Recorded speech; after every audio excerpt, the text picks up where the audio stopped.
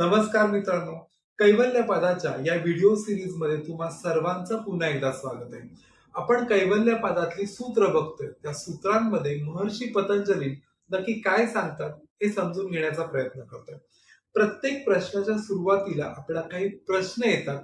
त्या प्रश्नांचं उत्तर देण्यासाठीच या व्हिडिओचं प्रयोजन आहे. आपण 26व्या सूत्रामध्ये असं बघितलं की साधक जो व्यक्ती आहे त्याला विवेक ज्ञान प्राप्त होतं. आणि विवेक ज्ञान प्राप्त झालं की तो मोक्षाच्या दिशेने प्रवास करत असतो. मात्र विवेक ज्ञान प्राप्त झाल्यावरती लगेचच हा साधक मोक्षाच्या दिशेने जातो का? त्याला कैवल्याची म्हणजेच मोक्षाची प्राप्ती अगदी लगेचच होते का? हेच आपल्याला आजच्या या 27व्या सूत्रातनं बघायचं. चला हे सूत्र समजून घेऊया. तच्छिद्रेषु प्रत्यय अंतराणी संस्कारेभ्यः या सूत्रातील एक एक शब्दांचा अर्थ आता आपण समजून घेऊ. तच्छिद्रेषु म्हणजेच काय? तर विवेक ज्ञानाचा जो अखंड असा प्रवाह आहे त्याच्यामध्ये जर छिद्र आले किंवा सूक्ष्म असे अंतर राहिले तर काय होईल?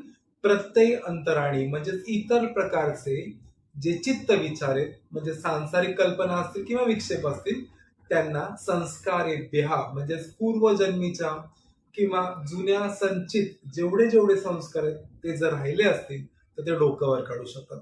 एकंदरीतच या सूत्राचा अर्थ आपण असं लक्षात घेऊ शकतो की विवेक ज्ञानाचा जो अखंड वाहणारा प्रवास आहे ज्यातून आपण कुठे चाललोय? मोक्षाकडे चाललोय. मात्र जेव्हा सूक्ष्म अंतर किंवा छिद्र निर्माण होतात त्या छिद्रांमधनं काय होतं? तर जुन्या संचित संस्कारामुळे चित्तात सांसारिक विचार पुन्हा डोक्यावर काढण्याची शक्यता असतात. जुने विचार आपले पुन्हा निर्माण होणार. बघा यामध्ये प्रवाहातील छिद्रे म्हणजे नक्की काय हे आपण समजून घेऊ. साधक काय करतोय? तर साधक ध्यान करतोय, धारणा करतोय आणि तो एक उच्च शिखर गाठतोय. त्याला विवेक ज्ञानाची प्राप्ती होतोय. पण जेव्हा तो हे करत असतो तेव्हा तो काही क्षण थांबतो. तो काही सूक्ष्म क्षण त्या धारणेच्या मध्ये थांबतो आणि ह्याच वेळेस तो थांबण्याचा जो क्षण असतो त्यालाच इथे महर्षी पतंजली छिद्र असं म्हणतात. या छिद्रांमधून काय होऊ शकतं? तर या छिद्रांमधून साचलेली जी अविद्या असते, अस्मिता असते, अहंकार असतो, राग, द्वेष, अभिनिवेश असतो, हे सर्व आपलं डोकं वर काढतात आणि त्याच्यामुळेच कर्माशय नष्ट होतं. बघा या सर्वांमधनं काय काय होऊ शकतं? तर शरीर भावाची, नातेसंबंधाची किंवा जुन्या आठवणींची पुन्हा उजळणी साधकाच्या डोक्यात येऊ शकते. आणि ह्या सर्व गोष्टींमधून आपण काय म्हणू शकतो की ह्या सर्व गोष्टी त्या छोट्याशा छिद्रातनं म्हणजे जेव्हा साधक थांबलाय त्या छोट्याशा बाहेर येतात. बघा या ठिकाणी महर्षी पतंजली सावधानतेचा इशारा देतात. का? तर साधकाला असं वाटतं की मला मोक्षाची प्राप्त झाली, मात्र नाही, हा केवळ आणि केवळ गाफीलपणा असू शकतो.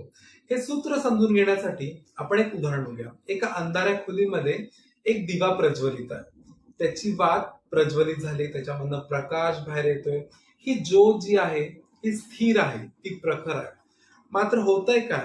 त्या अंधाऱ्या खोलीतल्या खिडकीतून किंवा दरवाजातून एक सूक्ष्म छिद्र आहे, त्याच्यामधनं वारा येतोय आतमध्ये आणि त्या वाऱ्यामुळे ही जी वात आहे, जशी वाऱ्याची झुळूक येते तशी ही जी वात आहे त्याच्यावरची जी ज्योती आहे ती थोडीशी थरथर कापते.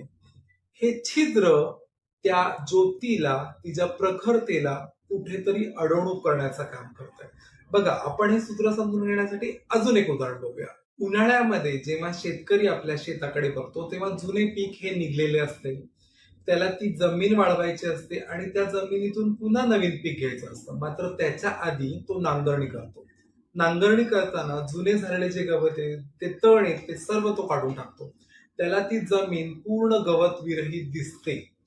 मात्र या जमिनीमध्ये कुठेतरी या गवताच्या बिया या सूक्ष्म स्वरूपात असतात. जेव्हा दवबिंदू म्हणू किंवा पावसाचा छोटासा थेंब जरी त्या बियांवरती आपलं लक्ष केंद्रित करतो, त्या बिया पुन्हा प्रफुल्लित होतात. बघा ह्या ठिकाणी ज्या गवताच्या बिया सूक्ष्म अवस्थेत राहिलेल्या असतात तेच कुठेतरी या संपूर्ण शेत जमिनीसाठी एक छिद्र असतं. या गवताच्या पात्याला पुन्हा वरती करण्यासाठीचा एक तो मार्ग असतो. तेच मोक्ष न प्राप्ती होणं. तिथे ज्या प्रकारे त्या गवताच्या बियांना मोक्ष भेटत नाहीये, त्या सूक्ष्म अवस्थेमध्ये अजूनही त्या मातीमध्ये आहेत, त्याच प्रकारे साधकाच्या सूक्ष्म अवस्थेमध्ये साठलेले जे संस्कार आहेत त्यांना मोक्ष मिळालेला नसतो. बघा, 27व्या सूत्रामधून आपण संचित राहिलेल्या जुन्या ज्या आठवणी आहेत त्या कशा छिद्रातून आपलं डोकं वर काढतात हे गूढ रहस्य समजून घेतलंय. कैवल्य पादामधली बरीच सूत्र, त्यांच्यामध्ये दडलेले बरेच अर्थ अजूनही आपल्याला समजून घेणं बाकी आहे. ही सर्व माहिती समजून घेण्यासाठी, ही माहिती तुमच्यापर्यंत पोहोचण्यासाठी तुम्हाला हा चॅनल सबस्क्राईब करायचा आहे. आवडला असेल तर लाईक करा. तुमच्या मूल्यवान कमेंट्स, तुमचे प्रश्न यासाठी कमेंट बॉक्स फुल आहे. लवकरच भेटूया कैवल्य पादातल्या पुढच्या सूत्रासह. तोपर्यंत धन्यवाद.